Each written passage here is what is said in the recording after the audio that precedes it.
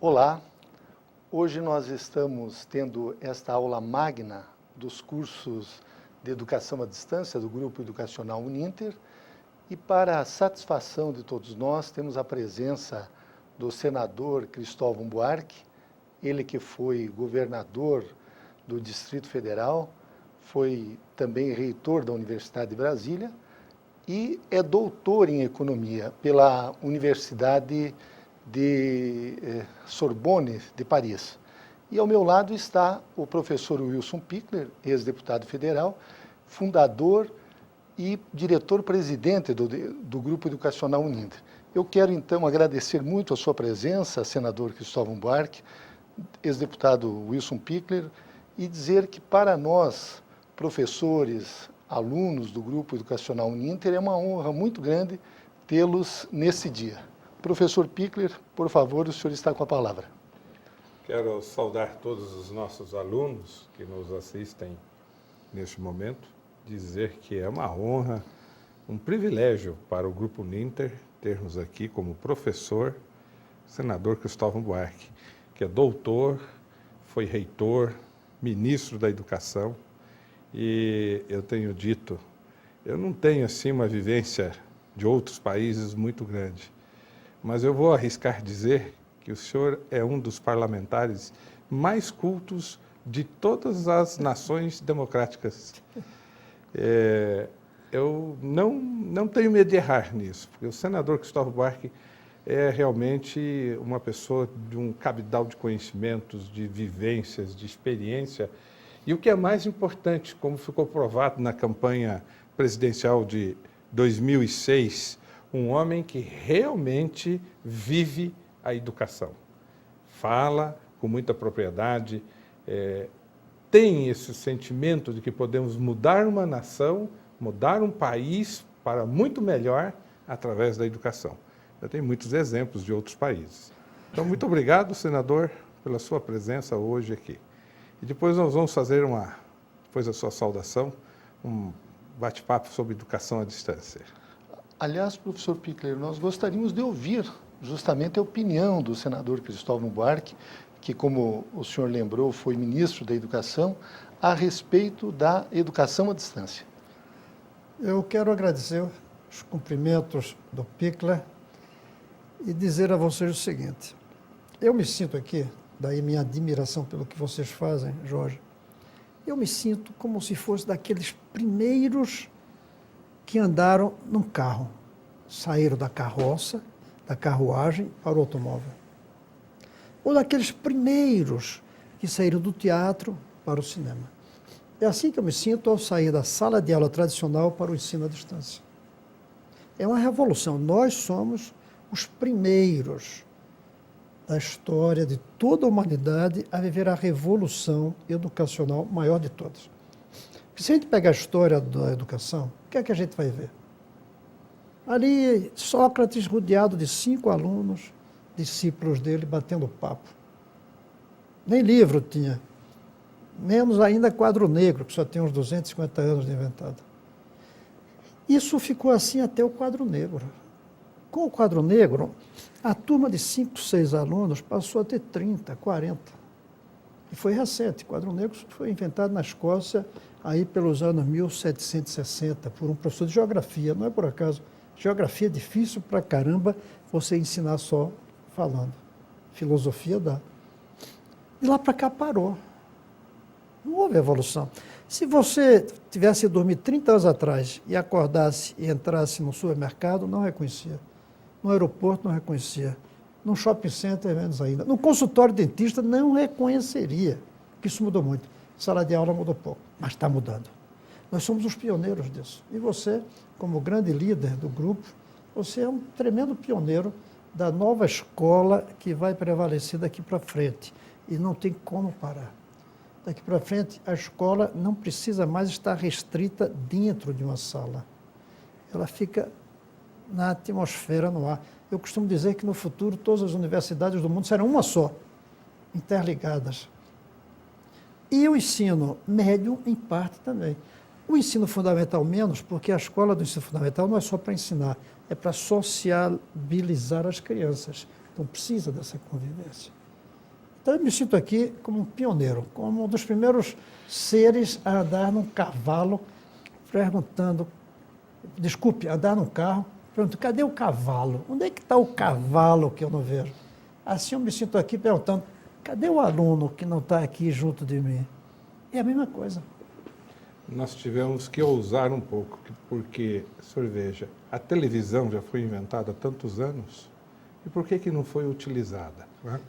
O satélite, nós já estamos utilizando satélites. Hoje nós estamos aqui agora em um estúdio, eles vão assistir essa aula ou gravada ou via satélite. Porque esses gestores, o sistema, ele é muito conservador. Então, muitas vezes, a gente tem que ousar, desafiar mesmo.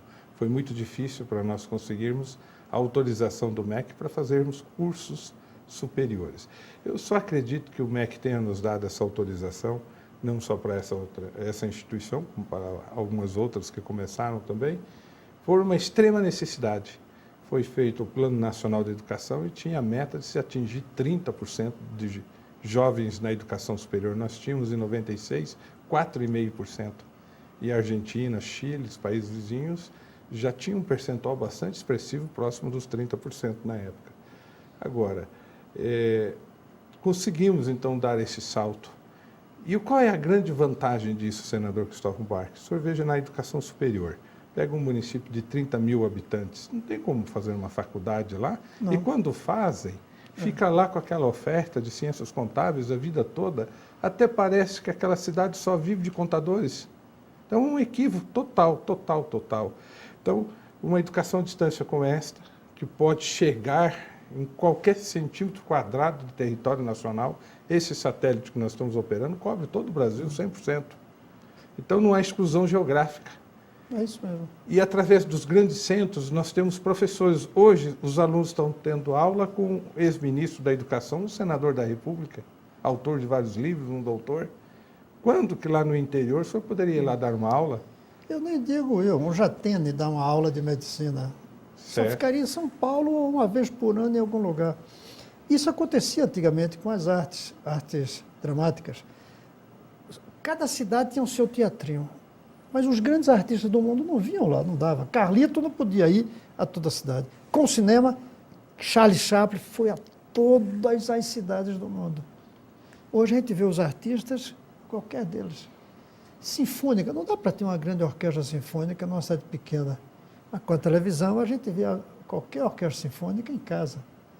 Agora, por que demorou tanto? Especialmente no Brasil. Primeiro porque a televisão só tinha uma direção, não era interativa. Então, a aula ficava prejudicada.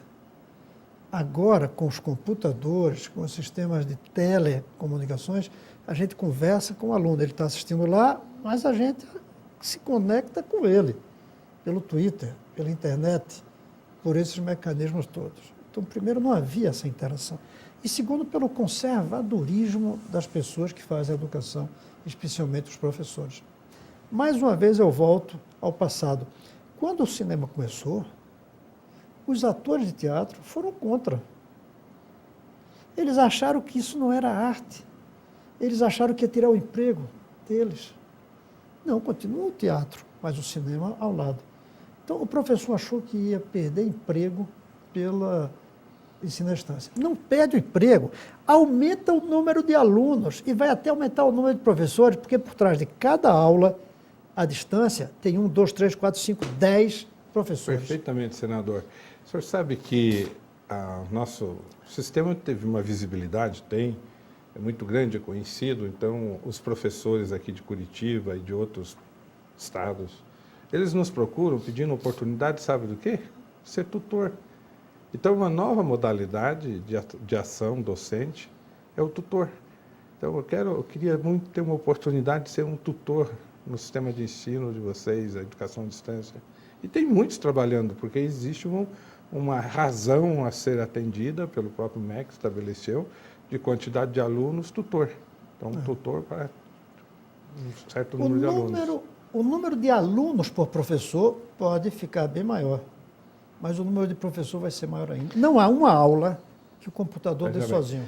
Veja bem, o número de alunos por professor é imensamente maior, mas o número de alunos por tutor apresenta uma certa proporção semelhante ao do presencial. E o número de alunos no total é tão grande que mesmo com uma relação maior aluno-professor, o número de professor vai ter que crescer.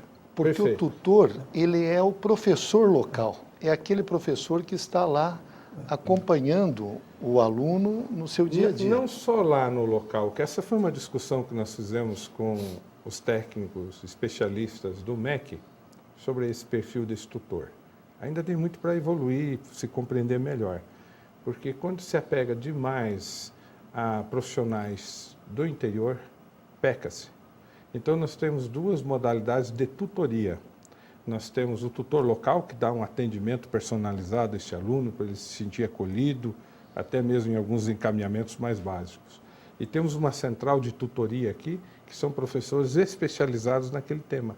Porque não pode se esperar muito da capacidade especializada de uma cidade, por exemplo, de 15 mil habitantes, lá no interior do Amazonas. Eu não tenho dúvida que é bom para todo mundo. Além disso, professor vai mudar o conceito. Até aqui, professor era um cara que pegava um gizinho e dava uma aula. Isso vai acabar. O quadro negro precisa ir para o museu. Tem que ser lousas inteligentes. Agora, veja bem, não dá para exigir de cada professor de matemática que saiba pegar a sua aula e colocar numa visão moderna, com computação gráfica, com desenho, usar o software. O professor do futuro, ele vai ser o conjunto de 3 profissionais. O professor, como a gente chama hoje, mas diferente, ele não vai carregar o conhecimento na cabeça. Daqui para frente, o professor é uma espécie de antena parabólica captando o conhecimento daquele dia, porque o conhecimento muda muito depressa. Segundo, ele vai precisar, para dar uma boa aula, de um assessor que transforme o conhecimento que ele captou numa aula agradável para o aluno.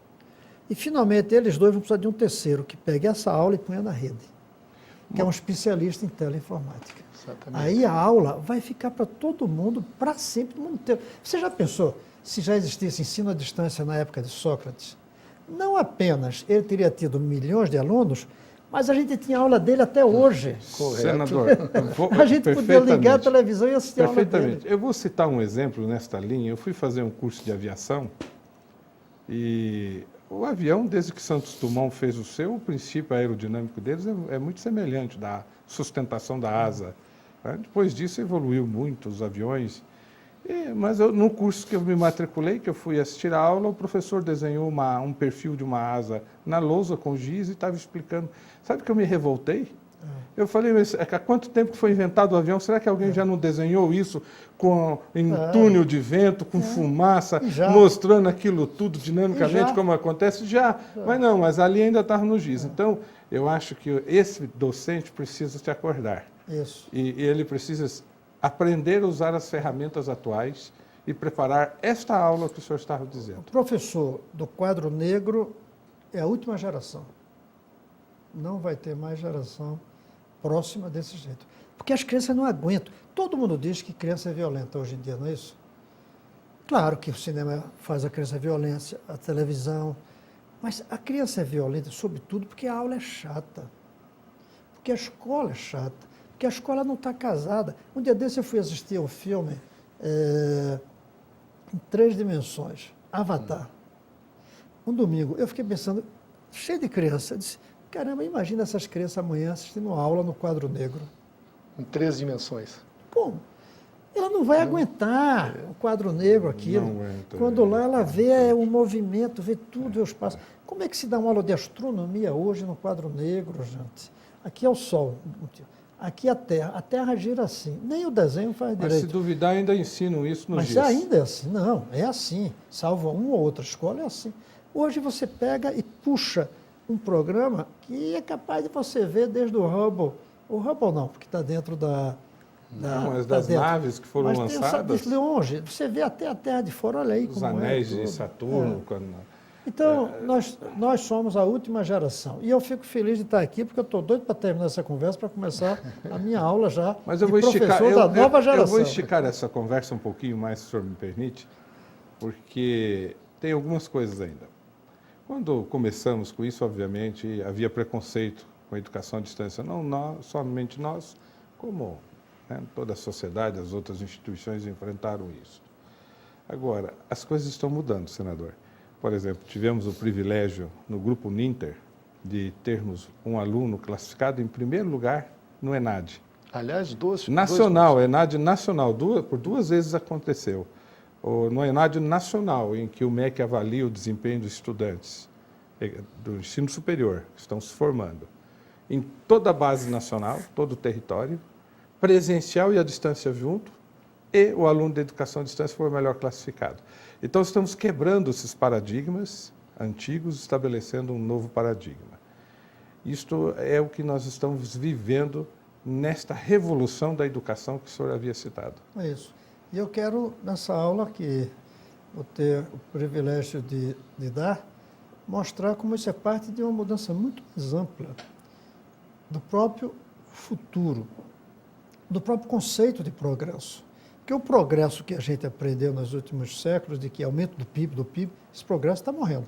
Não dá para aumentar muito mais. Tem que fazer, mas eu não sou contra parar o progresso. Eu sou tão radical que eu quero modernizar o conceito de progresso. E eu acho que esse novo progresso vai ser a base da educação, não a base da indústria. Perfeitamente. Então, convidamos todos os nossos alunos e também ouvintes, né, telespectadores, que isso também vai ser exibido em outros canais, a assistirem uma aula com o professor doutor Cristóvão Buarque. Muito obrigado, senador. Tenha uma boa aula. Muito obrigado pela presença na instituição. Muito obrigado pela conversa e por poder participar como pioneiro de um novo tempo da educação. Perfeito. Quando a gente olha ao redor, nem sempre percebe as coisas com as quais nos acostumamos. Ainda menos, nós percebemos as coisas que estão mudando. A impressão que a gente tem é que as coisas estão paradas. Mas nós vivemos hoje em um turbilhão de mudanças. E 2 tipos de mudanças. Mudanças na realidade, um mundo em catástrofes, uma depois da outra, e um mundo onde os códigos que nos ajudam a pensar também estão em mutação. As definições estão mudando. Presta atenção, por exemplo, às catástrofes que estão hoje acompanhando a vida da gente. Nós temos uma catástrofe muito séria, que é a catástrofe da desigualdade. Se vocês olharem essa imagem, vocês vão ver como é possível que haja, de um lado, pessoas com aquele nível de vida na habitação e pessoas com esse outro nível de vida. Isso não havia algum tempo atrás, salvo no período dos reis, lá atrás, em que tinha os castelos e ao lado as pessoas pobres. Mas o castelo era só do rei, dos nobres. Hoje não. Hoje uma parte considerável da humanidade já vive nesses prédios bonitos. E bilhões vivem nessa situação terrível. Aquele muro que separa um lado do outro, esse muro, ele existe pelo mundo inteiro. Eu chamo isso de uma cortina de ouro, às vezes visível como essa, às vezes invisível. Essa é uma catástrofe, a catástrofe da desigualdade. A outra catástrofe que vocês podem ver é o fato de que no mundo de hoje, o saber, o conhecimento, as técnicas evoluíram, mas não se espalharam. Se vocês perceberem, essa imagem aqui mostra, e não é em um país rico, mas uma tecnologia moderna. E ao lado, uma tecnologia zero, praticamente. Uma criança vive como se estivesse há milhares de anos atrás. A outra, como se já estivesse, a gente pode até dizer, no futuro. É isso que mostra que o mundo está mudando.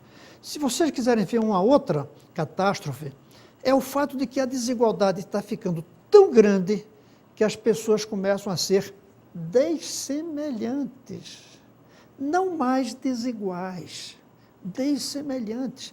Como antigamente havia o Homo sapiens e o Homo de Neandertal.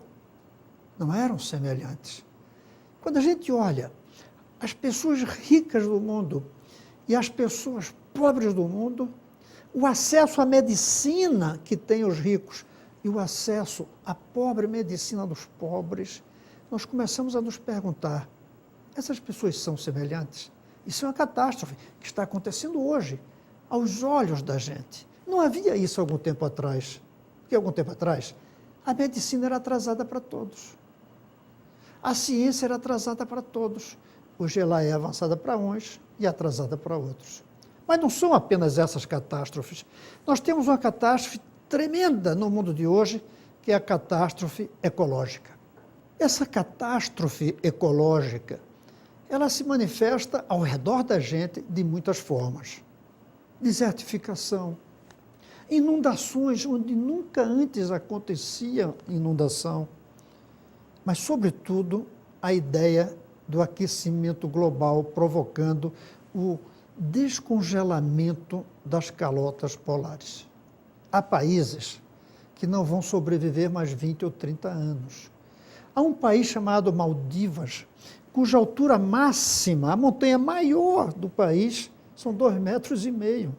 A altura média é 1,5 metro. O oceano vai engolir esse país. Essa é uma catástrofe. O que vamos fazer com essas pessoas? Nós precisamos estar alertas, percebendo as catástrofes que acontecem ao redor. Uma outra catástrofe que a gente tem que prestar atenção é a ideia de que o mundo, que nós imaginávamos que ia ser aberto para todos, chamasse até globalização, esse mundo global é dividido, cheio de muros. Entre os Estados Unidos e o México tem um muro que não havia antes da globalização. É incrível isso. Antes da globalização não havia um muro, agora há. Outros países estão colocando muros, separando do resto do mundo. E os shopping centers, o que são? São muros, separando os que compram nas ruas dos que compram dentro do ar-condicionado do shopping center. Nós temos um mundo de muros. Os condomínios são muros. Essa é uma catástrofe. Em vez da gente poder transitar como antes fazia, agora, no mundo global, a gente vive separado, uns dos outros, por muros, por barreiras. Quer ver outra catástrofe? É a catástrofe de que, ao lado da integração universal que a gente tem, acontece o isolamento individual. Hoje, nós podemos, pela internet, conversar com pessoas do mundo inteiro. Nós fazemos tribos de diferentes tipos, sem saber nem onde mora o outro da tribo. E não falamos com o vizinho. E não conversamos com as pessoas nas ruas. E temos medo até das pessoas nas ruas. Esse isolamento individual é uma catástrofe, sobretudo porque ela se dá no momento em que mais fácil seria nos integrarmos internacionalmente. Da mesma maneira, nós temos uma catástrofe que são aquelas históricas que aconteceram por conta da ciência e da tecnologia. Se vocês olharem, ainda pouco tempo atrás tivemos a catástrofe de Fukushima, que não foi a primeira tragédia nuclear. Teve Chernobyl não faz muito tempo. Eu tive a oportunidade de ir 2 anos atrás a Chernobyl. Eu vi o que é a catástrofe de uma central nuclear que, de certa maneira, explode, liberando radioatividade. Eu fui e não queriam deixar, porque era sob risco de vida, e não me deixaram ficar mais de 6 horas, e quando eu saí tive que passar num raio-x, num equipamento de radioatividade, para saber se eu ia para o hotel ou se ia para o hospital. Isso vai durar vai durar milhares de anos. Milhares de anos. Nós tivemos a catástrofe da bomba atômica, e não foi só uma, foram 2. Hiroshima e Nagasaki. E quantas hoje não estão prontas para serem explodidas? E quando em breve um terrorista for capaz de ter uma bomba atômica, e é questão de tempo, porque as coisas vão ficando cada vez mais fáceis de serem produzidas. Como vocês veem, nós vivemos num mundo cheio de catástrofes. Catástrofes produzidas, sobretudo, pelo poder científico. O poder que nos integra e nos assusta. E a vulnerabilidade. Nunca o mundo foi tão vulnerável quanto hoje. Sabe por quê? Porque com a mobilidade rápida, os vírus se espalham. Eles vão de um lugar para o outro com a maior velocidade. O terrorismo se espalha. Quando tem uma crise econômica em um país, ela contamina todos os outros países. Esse mundo moderno, esse mundo maravilhoso do século XXI, é um mundo vulnerável. Nós temos a vulnerabilidade da migração. Sempre houve migração, sempre. O homem já nasceu caminhando da África para o resto do mundo, onde se espalhou ao longo de milhares de anos. Mas talvez nunca a migração foi tão forte, com pessoas fugindo dos países onde nós temos crise econômica, onde nós temos crise ecológica, onde nós temos a construção de uma hidrelétrica que expulsa milhares de pessoas. O mundo de hoje é um mundo em migração. E essa migração gera perturbações muito sérias. Primeiro, de quem migra, que se afasta da sua realidade, dos seus familiares, vai para longe da sua realidade. Depois, o país que recebe também. O país que recebe sofre a quantidade de pessoas que entram, dividindo o espaço, criando problemas urbanos. Essas são algumas das catástrofes, mas essa última lembra a catástrofe do inferno urbano onde a gente vive. O sonho da humanidade era viver em cidades. Esse era o sonho. As cidades eram o centro onde a gente tinha as melhores coisas. O campo era onde a gente não tinha as melhores coisas. Hoje, a gente sabe que as cidades não são os lugares onde as melhores coisas estão. Nós temos lixo, nós temos desigualdade, nós temos trânsito horrível consumindo o tempo de vida da gente. Em São Paulo, são 3 horas todos os dias para ir de casa para o trabalho. Tempo perdido. Multiplique 3 dias por 6 dias da semana de trabalho, são 18 horas por semana. Multiplique por 4 para ter um mês inteiro e você já vai ter 72 horas. Multiplique pelo ano e pela vida e você vai ver quanto tempo perdeu. É uma catástrofe. Nós estamos aumentando o tempo de vida graças à medicina e diminuindo o tempo de vida livre por conta do trânsito e de outras coisas. Nós temos a catástrofe da escassez de recursos. Os recursos estão se esgotando. O petróleo não vai durar muito tempo. A terra arável não vai durar muito tempo. Ela começa a se degradar.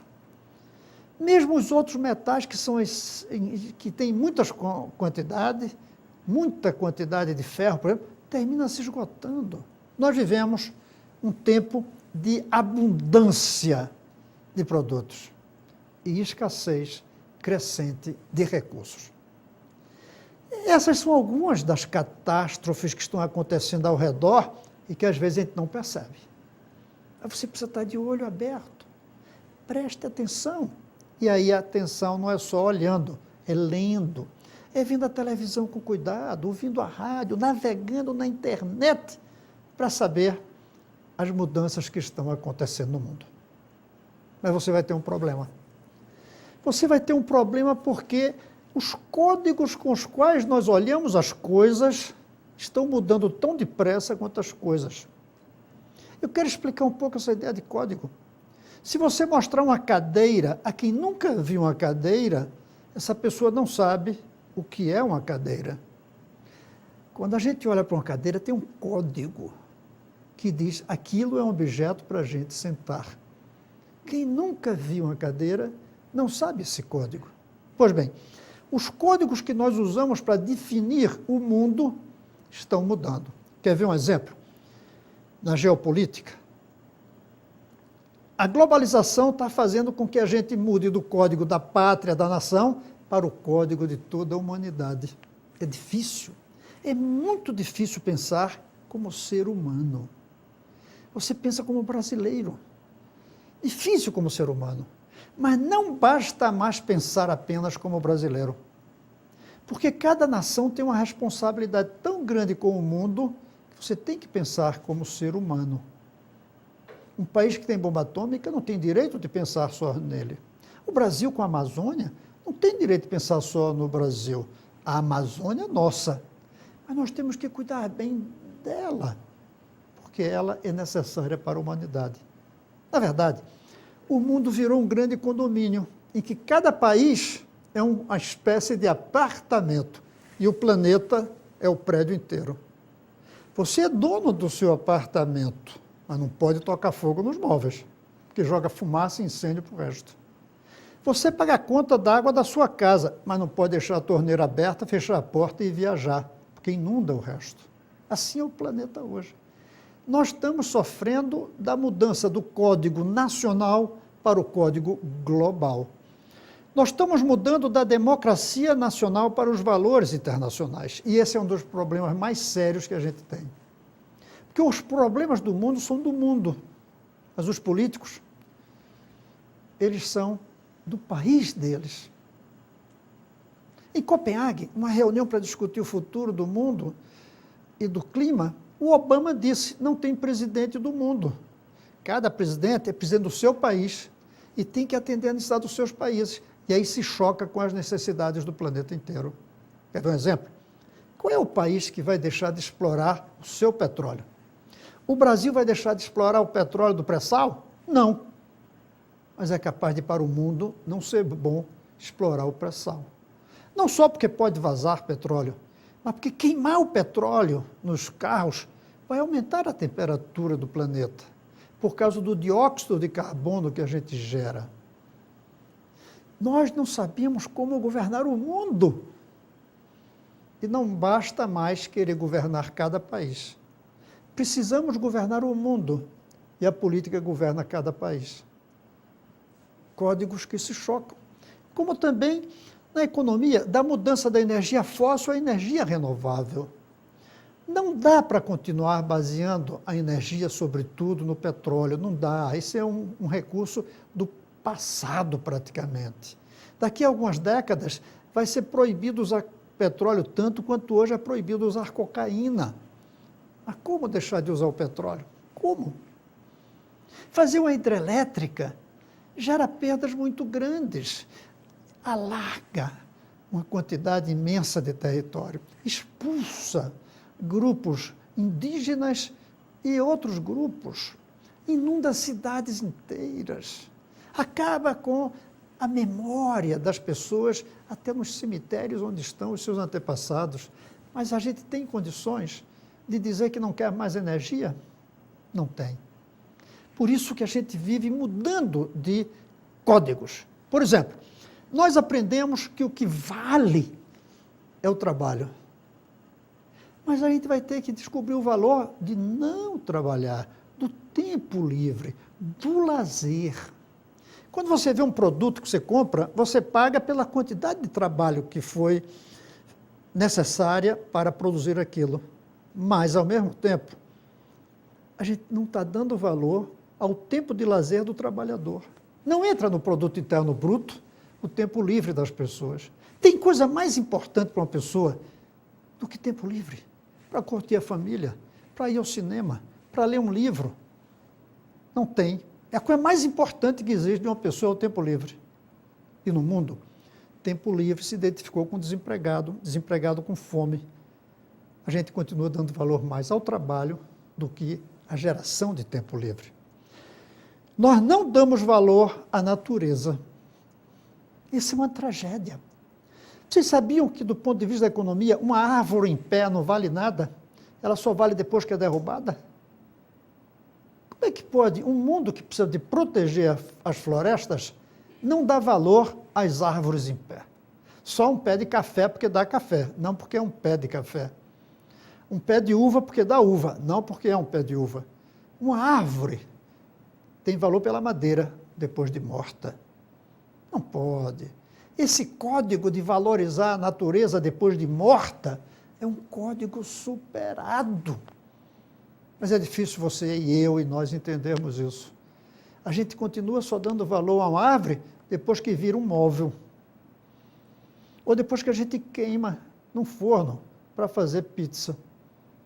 São códigos que estão em choque e que dificultam a nós entendermos a realidade. E aí vem o outro choque grande. Nós valorizamos o mundo, o país, pela economia. Nós valorizamos a economia pelo chamado produto interno bruto. E o produto interno bruto é bruto.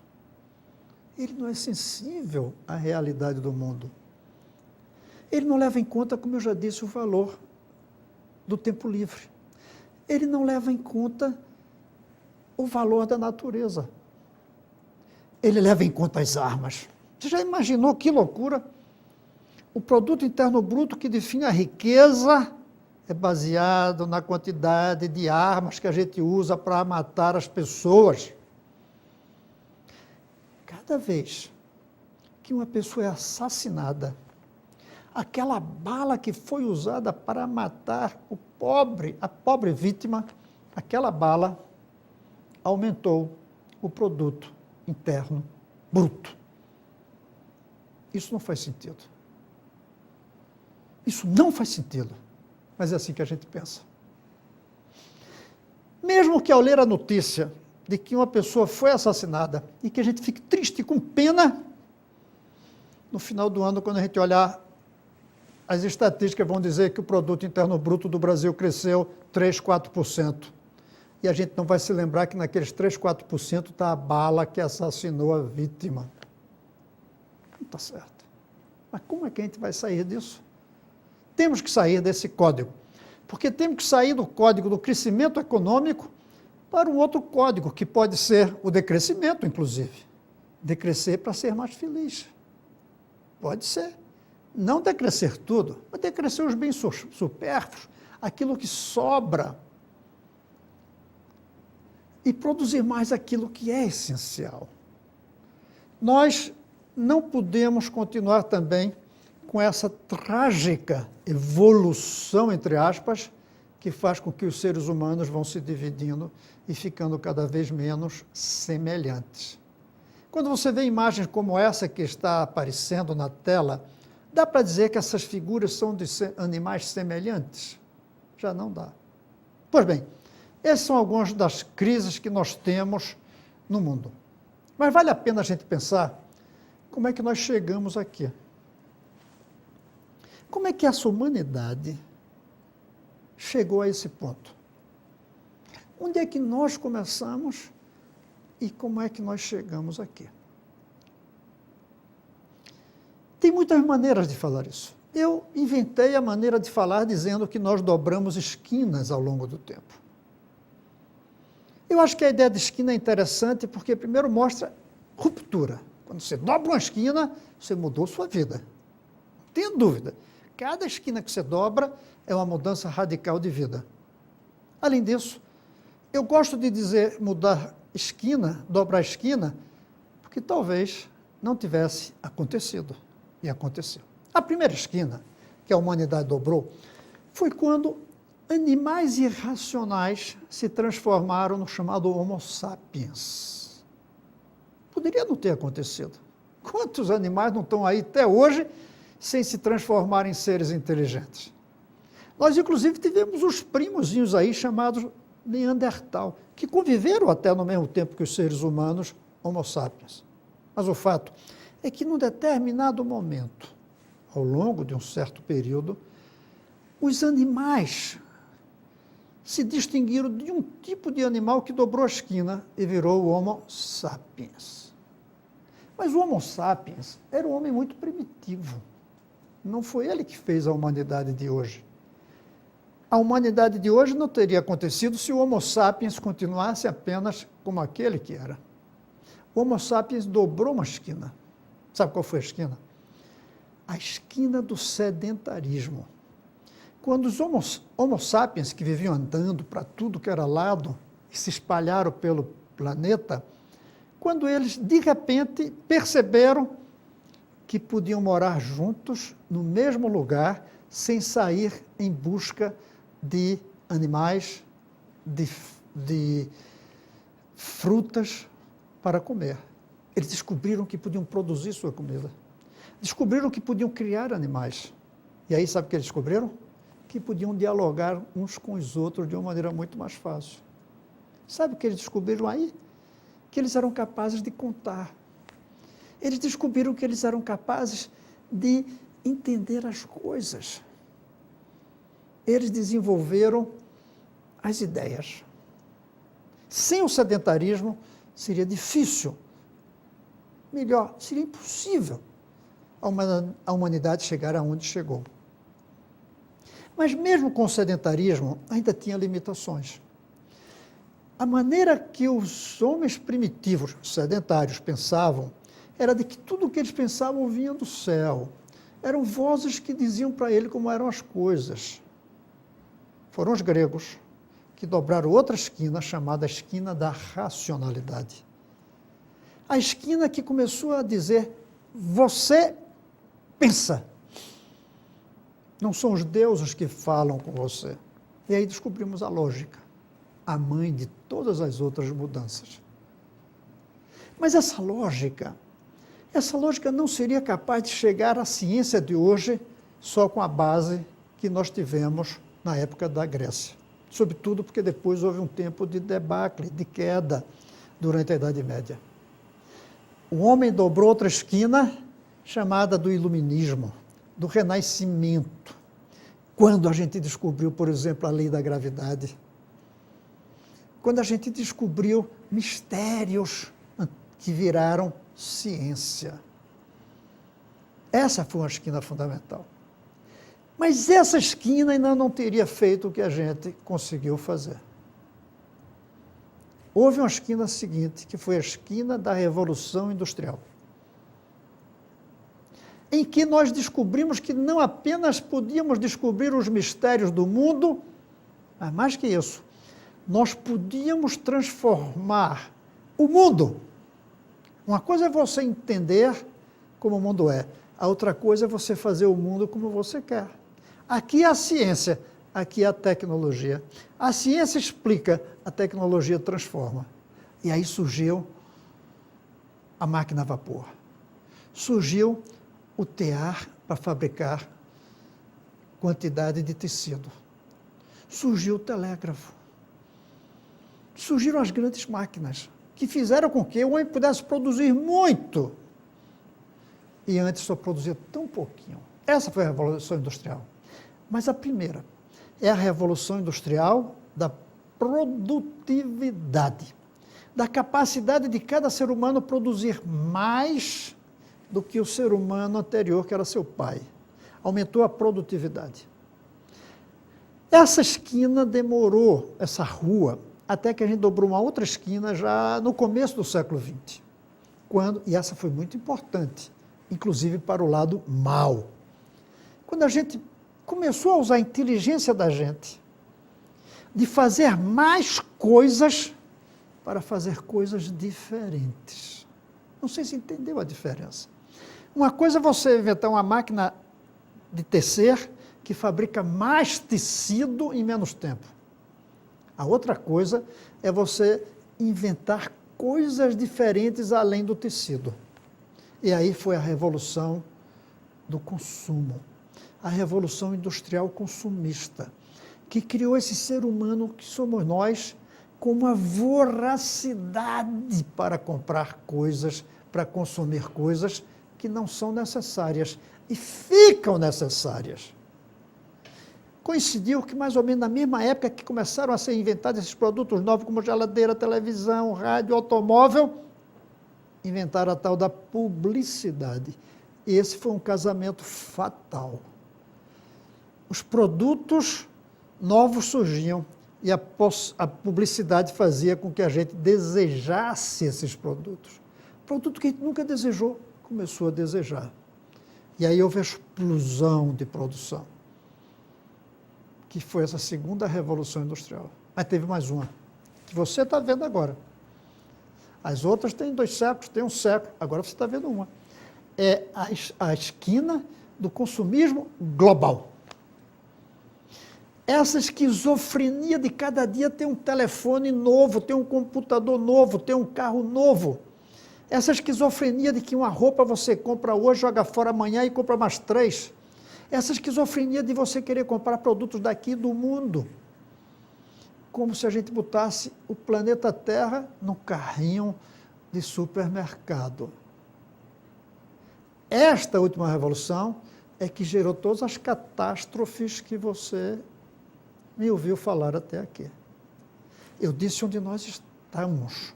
Eu disse como nós chegamos. E agora eu digo que nós estamos numa encruzilhada. Nós temos 2 caminhos. A humanidade daqui para frente tem 2 caminhos.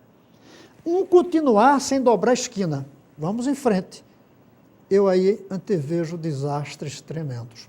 Eu antevejo grandes desastres, como, por exemplo, a marcha ao desastre ético. Aceitar a desigualdade e a dessemelhança. Se nós continuarmos nessa mesma direção, nós vamos ter um desastre ético.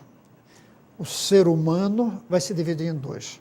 Vai haver um neo-homo sapiens, o homo sapiens biológico, mas com um cérebro diferente, e aí haverá uma mutação, nós vamos viver mais anos, nós vamos ser mais inteligentes, nós vamos ter menos doenças, e uma porção de outras pessoas vão continuar vivendo pouco, sofrendo doença e sem inteligência. Essa ruptura será uma tragédia, mas ela está em marcha. Ela está acontecendo. Você às vezes não vê, eu não vejo, mas está acontecendo uma mutação pela qual um tipo de ser humano está virando um super ser humano, com mais tempo de vida, com mais inteligência, com mais saúde, e outro está ficando para trás. Nós temos uma marcha rumo ao desastre ecológico, que vai contaminar a todos, mas certamente vai contaminar mais a parte pobre do que a parte rica. Esse é um desastre. Nós não podemos continuar caminhando para esses desastres. O da mutação biológica, que eu falei, que a gente pode continuar. Nós não podemos continuar para esses outros desastres que estão acontecendo. Nós temos que caminhar para um novo tempo. Nós não podemos aceitar a ideia de que não tem jeito. Até que dava para justificar se a gente fosse muito frio e olhasse o seguinte, presta atenção comigo. O ser humano é uma coisa tão pequenininha, tão insignificante diante do cosmo, que se o ser humano desaparecesse, as estrelas não iam tomar conhecimento. Mas, ao mesmo tempo, seja por razões religiosas, seja por razões humanistas, nós temos que respeitar a sobrevivência da humanidade. Lutar pelo progresso, mas um progresso diferente. Nós precisamos dobrar uma esquina. E essa esquina é a esquina de um novo humanismo. Um novo humanismo, por exemplo, que respeita a diversidade entre as pessoas. Não a desigualdade, não a dessemelhança, a diversidade, que hoje está ameaçada, porque a globalização está fazendo todo mundo igual entre os ricos e os pobres separados. A verdade é que hoje nós temos um primeiro mundo internacional dos ricos. Aqueles que têm uma renda per capita acima de um certo nível, eles leem os mesmos livros, assistem os mesmos filmes, vão ao shopping center que tem a mesma temperatura, ouvem as mesmas músicas no shopping center. É um mundo fechado que tem 1 bilhão de pessoas. E ao redor, nós temos 6 bilhões de pessoas excluídas. Nós temos que integrar todos os 7 bilhões, mas esses 7 bilhões não vão caber no consumo dos ricos. Não vão caber. Para que todos os seres humanos tivessem o consumo da classe média americana, era preciso 7 planetas Terra. 7 planetas Terra.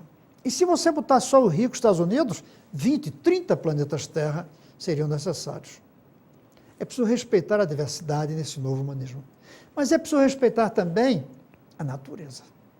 A natureza tem que ser respeitada como valor. Não como recurso natural, mas como valor. Qualquer bichinho desse mundo tem que ser respeitado por ser parte da riqueza natural. O progresso do futuro, o novo humanismo tem que respeitar a natureza, da mesma maneira que respeitar a diversidade entre os seres humanos. Nós temos que constituir um sistema pelo qual, essa é a minha proposta, desse novo humanismo, Nós até aceitemos desigualdade, mas desigualdade dentro de um certo nível. Ninguém abaixo do essencial. Ninguém acima do possível ecologicamente. E aqui no meio, essa desigualdade, ela não ser fruto da herança, não ser fruto da família, ela ser fruto do esforço, ela ser fruto da vocação, ela ser fruto da competência, do talento. Isso que dá a escola.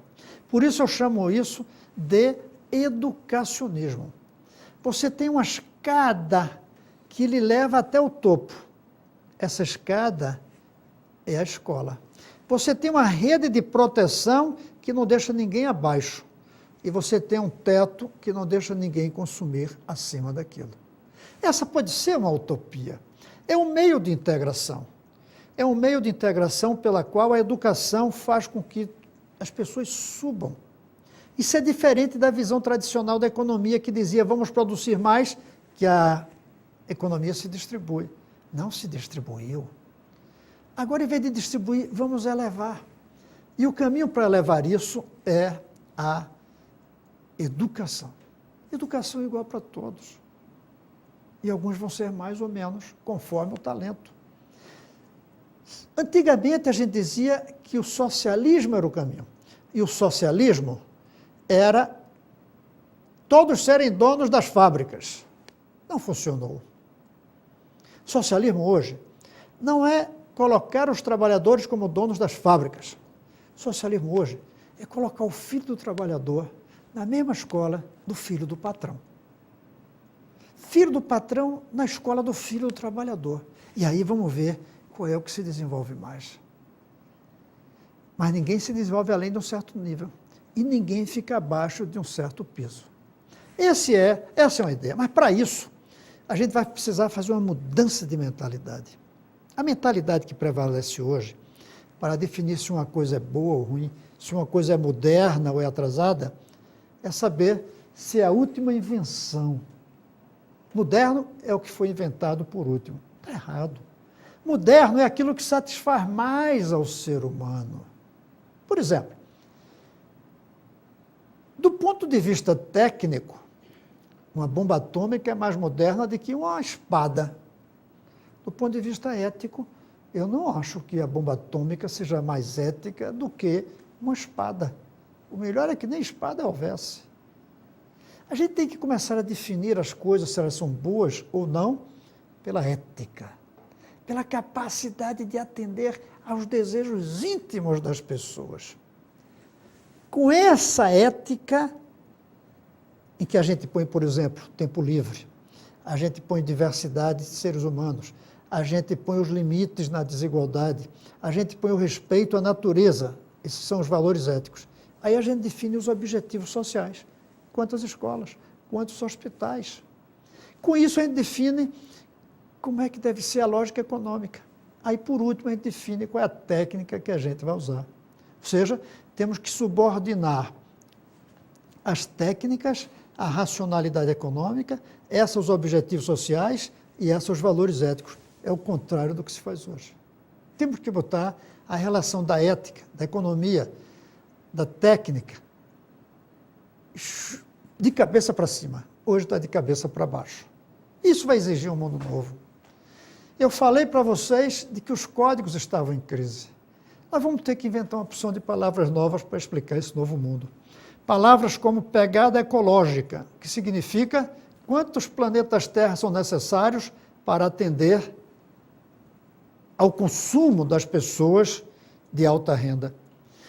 A palavra utopia tem que voltar, a palavra felicidade tem que voltar, a palavra sustentabilidade tem que ser defendida, a palavra decrescimento tem que ser levada em conta, e não só a ideia crescimento. A consciência planetária tem que ser inventada. No máximo, nós temos consciência familiar e nacional. Temos que ter uma consciência planetária. Temos que ver o mundo inteiro como sendo a nossa casa, respeitando a natureza, respeitando a diversidade, combatendo a dessemelhança. E tudo isso, a meu ver, esse novo humanismo, ele só é possível por meio da educação, por meio de uma revolução educacional, por meio de um mundo onde se diga a escola é a fábrica da igualdade e não a fábrica da desigualdade como é hoje. Mas isso tem muitas dificuldades, muitas dificuldades. Por exemplo, nesse desenho vocês podem ver, tem uma dificuldade mental, porque a mentalidade da gente é para consumir, a mentalidade da gente é nacional. Tem uma dificuldade política, porque a política é feita dentro de um país e olhando o curto prazo, e não olhando o longo prazo. Tem uma dificuldade social, porque ao serem tão diferentes as pessoas, elas se acostumaram com essa diferença. Tem dificuldade jurídica, porque as leis são feitas por país. Como é que a gente vai ter leis planetárias? Tem uma dificuldade demográfica, porque a população está crescendo muito e envelhecendo. Tem uma dificuldade técnica de inventar os novos meios de fazer o novo mundo. E tem uma dificuldade que tem essa palavra difícil, complicada, chamada epistemológica, que é como é que a gente entende as coisas. Epistemologia significa o processo pelo qual a gente entende as coisas. E a gente entende as coisas conforme elas nos são ensinadas, conforme os padrões que aí estão. Temos que vencer essas dificuldades. E, para mim, a maneira de vencer esse novo humanismo. Mas é preciso definir bem que educação a gente quer. A gente quer uma educação que garanta ética no comportamento pessoal, que garanta solidariedade social, que garanta respeito pela natureza, que garanta respeito pela diversidade, que garanta a capacidade de você se indignar contra as injustiças e os preconceitos. Nós precisamos de uma educação que garanta também saber deslumbrar-se com as belezas do mundo. Nós precisamos de uma educação que dê um ofício a cada pessoa, porque sem um ofício as pessoas não vão ser capazes de se situarem no mundo. Nós precisamos de uma educação que ensine as pessoas a se comunicar entre elas.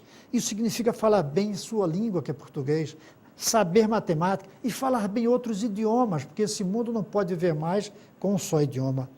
Isso exige que essa educação traga o gosto pela cultura, que crie hábitos sociais e hábitos que levem à saúde física, que acabe com a porção de coisas que destrói a nossa própria saúde por falta de educação.